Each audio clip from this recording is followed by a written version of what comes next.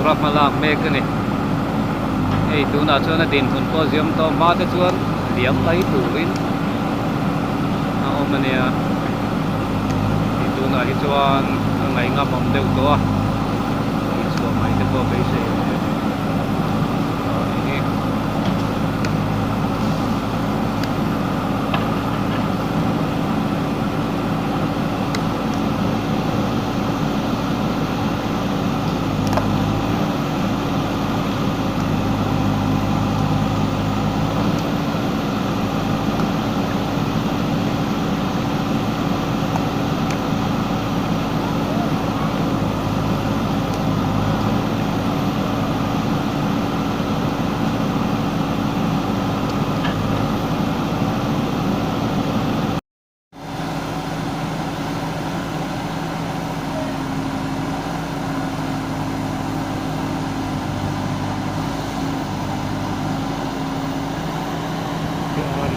hi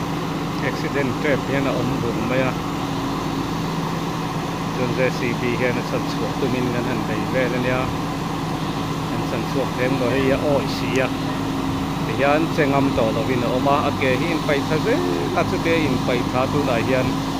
a bucket a inhawl khal hian a ding top mai a ti chen ngam ani tawh lo a hei hi village extension road ania company motor ABCI hitachi hian